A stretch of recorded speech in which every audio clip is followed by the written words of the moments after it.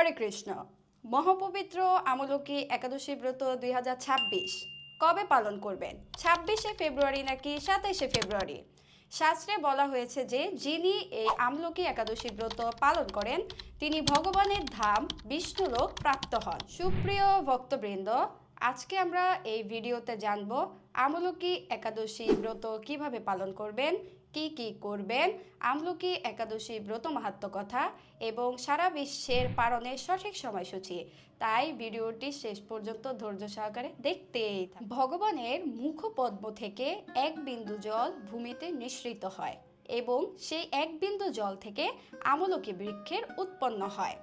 এই আমলকি বৃক্ষে ব্রহ্মা বিষ্ণু মহেশ্বর অবস্থান করে। এমনকি এই বৃক্ষের প্রতিটি শাখা প্রশাখা এমনকি পাতাতেও বিভিন্ন মুনি ঋষিগণ এবং দেবতারা অবস্থান করেন।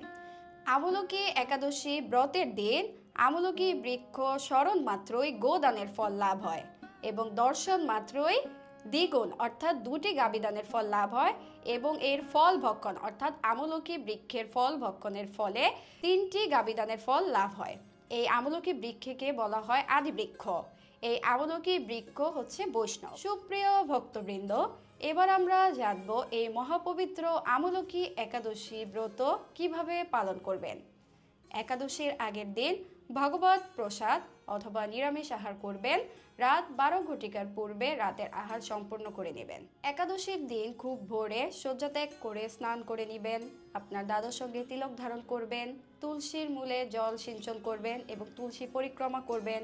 আপনার নিত্যদিনের পূজা আরতি শেষ সম্পন্ন করবেন। তারপরে ভগবানের চরণে অধিক পরিমাণ তুলসী পত্র এবং ফুল অর্পণ করবেন। আমলকি একাদশীর দিন আমলকি একাদশীর ব্রত মাহাত্ম্য পাঠ এবং শ্রবণ করবেন। অধিক সংখ্যক হরে কৃষ্ণ মহামন্ত্র জপ এবং কীর্তন করবেন। কমপক্ষে 16 মালা জপ করার চেষ্টা করবেন। যারা প্রতিদিন 16 মালা জপ করেন তারা একাদশীর দিন 25 মালা জপ করতে চেষ্টা করবেন। শাস্ত্রে নির্জলা একাদশী করার কথা বলা হয়েছে, কিন্তু আমরা যারা নির্জলা একাদশী ব্রত পালন করতে পারি না তারা একাদশী অদকল্প প্রসাদ, ফল, জল, সাবু, সবজি ইত্যাদি গ্রহণের মাধ্যমে একাদশী ব্রত সম্পন্ন করতে পারি। সবজি গ্রহণের ক্ষেত্রে আপনারা রন্ধনের সময় ঘি অথবা সূর্যমুখী তৈল ব্যবহার করবেন, সয়াবিন তৈল ব্যবহার করবেন না। এভাবে আপনারা পুরো দিনটি অতিবাহিত করার পর একাদশীর পর দিন যে পঞ্চরবি শস্য আপনারা বর্জন করেছিলেন সেই পঞ্চরবি শস্য যেমন চাল, ডাল, ভুট্টা, গম, সরিষা ইত্যাদি দ্বারা ভগবানের জন্য ভোগ রন্ধন করে সেই ভোগ ভগবানকে নিবেদন করার পর পারণের নির্দিষ্ট সময়ের মধ্যে সেই মহাপ্রসাদ আপনারা গ্রহণ করে আপনাদের ব্রতটিকে সম্পূর্ণ করবেন। এখন আপনারা এই আমলকি একাদশী ব্রতের ব্রত মাহাত্ম্য কথা শ্রবণ করুন এবং প্রতিটি একাদশী ব্রত পালন করে ভগবানের কৃপা লাভ করুন। হরে কৃষ্ণ। ব্রত মাহাত্ম্য কথা। যুধিষ্ঠির বললেন, হে কৃষ্ণ, মহাফলদাতা বিজয়া একাদশীর কথা শুনলাম। এখন ফাল্গুন মাসের শুক্লপক্ষের একাদশী যে নামে বিখ্যাত তা বর্ণনা করুন। শ্রীকৃষ্ণ বললেন, হে মহাভাগ যুধিষ্ঠির, মান্ধাতার প্রশ্নের উত্তরে মহাত্মা বশিষ্ঠ এই একাদশীর মহিমা কীর্তন করেছিলেন। আপনার কাছে এখন আমি সেই কথা বলছি। এই একাদশীর নাম আমলকি। বিষ্ণুলোক প্রদানকারী রূপে এই একাদশী বিশেষভাবে মহিমান্বিত। একাদশীর দিন আমলকি বৃক্ষের তলে রাত্রি জাগরণ করলে সহস্র গাবিদানের ফল লাভ হয়। হে পাণ্ডুনন্দন, পূর্বে ব্রহ্মার রাত্রিতে দৈনন্দিন প্রলয় উপস্থিত হলে স্থাবর জঙ্গম সহ দেবতা, অসুর ও রাক্ষস সব কিছুর বিনাশ হয়। তখন ভগবান সে কারণ সমুদ্রে অবস্থান করেন। তার মুখপদ্ম থেকে চন্দ্রবর্ণের এক বিন্দু জল ভূমিতে পড়ে। সেই জলবিন্দু থেকে একটি বিশাল আমলকি বৃক্ষ উৎপন্ন হয়। এই বৃক্ষের স্মরণ মাত্র গোদানের ফল দর্শনে তার দ্বিগুণ এবং ফল ভক্ষণে 3 গুণ ফল লাভ হয়। এই বৃক্ষে ব্রহ্মা, বিষ্ণু ও মহেশ্বর সর্বদা অবস্থান করেন। এর প্রতিটি শাখা প্রশাখা ও পাতায় ঋষি, দেবতা ও প্রজাপতিগণ বাস করেন। এই বৃক্ষকে সমস্ত বৃক্ষের আদি বলা হয় এবং তা পরম বৈষ্ণব রূপে বিখ্যাত। অতএব এই শ্রেষ্ঠ ব্রত সকলেরই পালনীয়। এখন এই ব্রতের এক অদ্ভুত ইতিহাস আপনাকে বলছি। প্রাচীনকালে বৈদিশ নামে এক প্রসিদ্ধ নগর ছিল। এখানকার রাজা ছিলেন চৈত্ররথ। চন্দ্রবংশীয় পাশবিন্দুক রাজার পুত্ররূপে তিনি জন্মগ্রহণ করেছিলেন। তিনি খুব শক্তিমান ও রাজ ঐশ্বর্যশালী ছিলেন, শাস্ত্রজ্ঞানেও ছিলেন নিপুণ। তার রাজ্যে দিব্য আনন্দ ও পূর্ণ মনোরম পরিবেশ ছিল। প্রজারা ছিলেন বিষ্ণু ভক্তিপরায়ণ। সকলেই একাদশী ব্রত পালন করতেন। রাজ্যে কোনো অভাব অমঙ্গল ছিল না। এভাবে প্রজাদের নিয়ে রাজা সুখে দিন যাপন করতেন। এক সময় ফাল্গুনী শুক্লপক্ষে দ্বাদশী যুক্তা আমূলকী একাদশী তিথি সমাগত হওয়ায় রাজ্যের সকলেই এই ব্রত পালনের সংকল্প করলেন। ওই দিন প্রাতঃস্নানের পর প্রজাদের নিয়ে রাজা ভগবান শ্রী বিষ্ণুর মন্দিরে যান। সেখানে সুবাসিত জলপূর্ণ কলস, ছত্র, বস্ত্র, পাদুকা, পঞ্চরত্ন ইত্যাদি নিয়ে সাজিয়ে স্থাপন করেন। তারপর ধূপ দীপ দিয়ে যত্ন সহকারে মুনি ঋষিদের দ্বারা শ্রী পরশুরাম মূর্তি সমন্বিত আমলকের পূজা করেন। হে পরশুরাম, হে রেণুকার সুখবর্ধক, হে ধাত্রী, হে পাপ বিনাশিনী আমলকি, তোমাকে প্রণাম। আমার অর্ঘ্যজল গ্রহণ করো। এইভাবে দিনে যথাবিধি পূজা স্তুতি নিত্য গীত করে রাজা ভক্তিভরে সেই বিষ্ণু মন্দিরে রাত্রি জাগরণ করতে লাগলেন। এমন সময় দৈবযোগে এক ব্যাধ সেখানে উপস্থিত হয়। পূজার সামগ্রী সহ বহু ব্যক্তিকে একত্রে রাত্রি জাগরণ করতে দেখে সে কৌতূহলাক্রান্ত হলো। সে ভাবল, এসব কি ব্যাপার। বিষ্ণু মন্দিরে প্রবেশ করে সে বসে পড়ল। কলসের উপরে স্থাপিত বিষ্ণু মূর্তি দর্শন করল। ভগবান বিষ্ণু ও একাদশীর মাহাত্ম্য সে মনোযোগ দিয়ে শুনল। সারাদিন ওই ব্যাধ কিছুই আহার করেনি। এইভাবে ক্ষুধায় কাতর হয়ে সেখানে সে রাত্রি জাগরণ করল। পরদিন প্রজাসহ রাজা নগরের দিকে যাত্রা করলেন।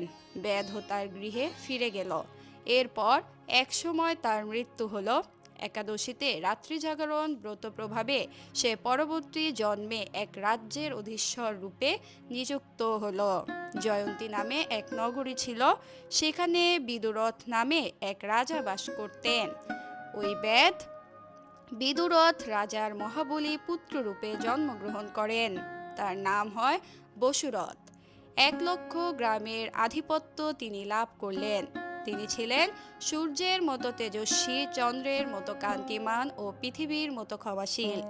বিভিন্ন সদ্গুণে ভূষিত বসুরথ পরম বিষ্ণুভক্তি পরায়ণ হন। এই মহাদাতা রাজা একবার শিকার করতে গিয়ে ভুল পথে যান। গভীর জঙ্গলের মধ্যে ক্ষুধায় পীড়িত হয়ে তিনি ক্লান্তিবশত শুয়ে পড়েন। এমন সময় কতগুলি পর্বত নিবাসী শ্লেষ্য রাজার কাছে এসে নানাভাবে উৎপীড়ন করতে থাকে।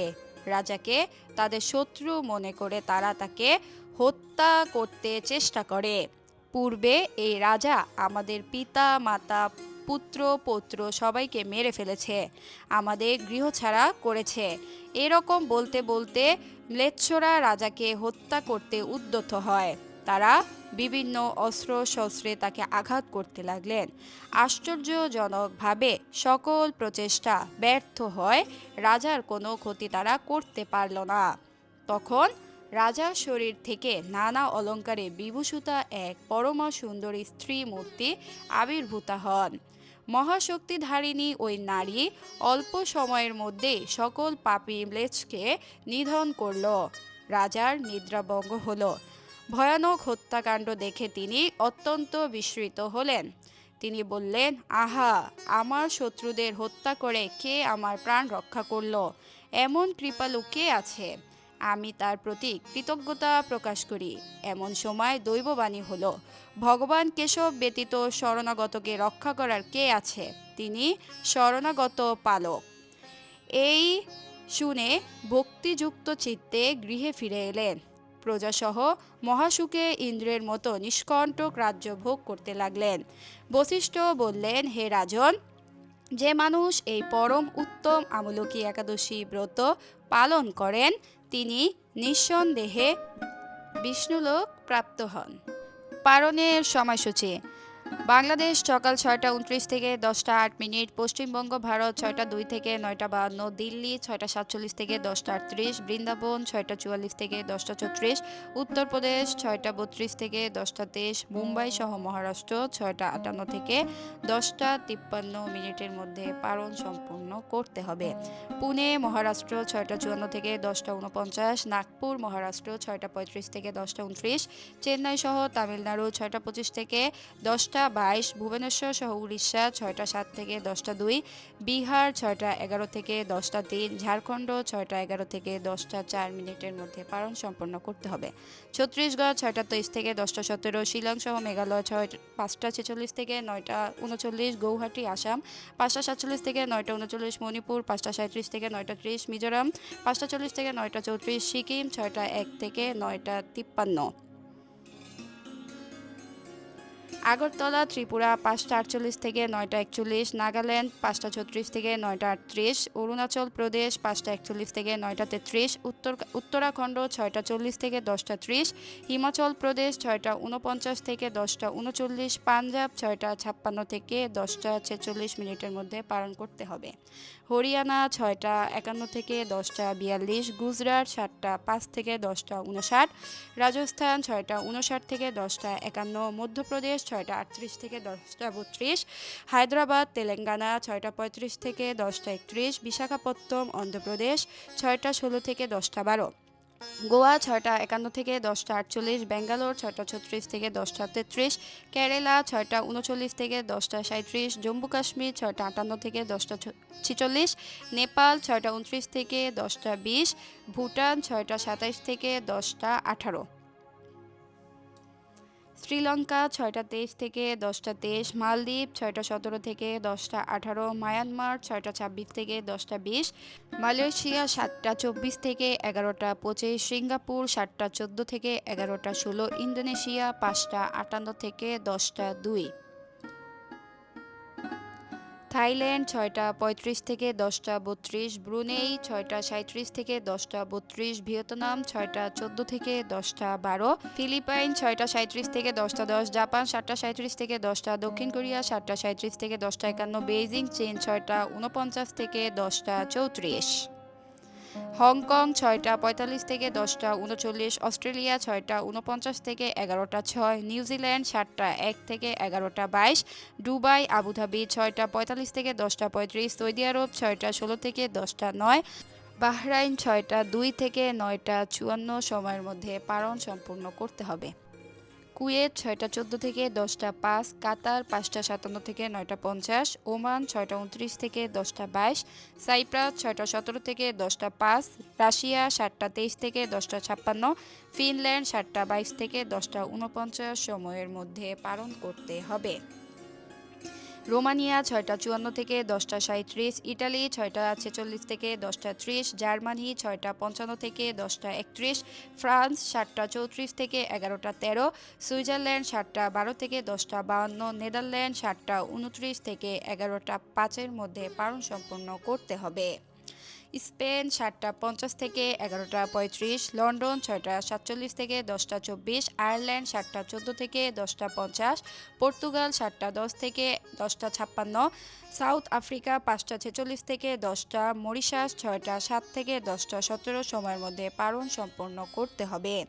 নিউ ইয়র্ক 6টা 31 থেকে 10টা 15, কানেকটিকাট 6টা 26 থেকে 10টা 11, নিউ জার্সি যুক্তরাষ্ট্র 6টা 32 থেকে 10টা 15, ওয়াশিংটন ডিসি 6টা 41 থেকে 10টা 15, নর্থ ক্যারোলিনা 6টা 50 থেকে 10টা 15, জর্জিয়া যুক্তরাষ্ট্র 7টা 2 থেকে 10টা 15, ফ্লোরিডা 6টা 56 থেকে 10টা 15, টেনেসি 6টা 16 থেকে 9টা 15, মিশিগান 7টা 20 থেকে 10টা 15, শিকাগো 6টা 26 থেকে 9টা 15, ডালাস শহর টেক্সাস 6টা 56 থেকে 9টা 15, ক্যালিফোর্নিয়া 6টা 31 থেকে 7টা 15 সময়ের মধ্যে পালন সম্পন্ন করতে হবে। সান ফ্রান্সিসকো 7টা 42 থেকে 7টা 15, ওয়াশিংটন স্টেট 6টা 43 থেকে 7টা 15, মন্ট্রিয়াল সহ কানাডা 6টা 34 থেকে 10টা 15, টরন্টো 6টা 55 থেকে 10টা 15, অন্টারিও 7টা 22 থেকে 10টা 15, অটোয়া 6টা 42 থেকে 10টা 15, ম্যানিটোবা 7:19 থেকে 9:15, আলবার্টা 7:37 থেকে 8:15, ব্রিটিশ কলাম্বিয়া 7:10 থেকে 7:15, সাসক্যাচুয়ান 7:54 থেকে 9:15 সময়ের মধ্যে পারণ সম্পন্ন করতে হবে।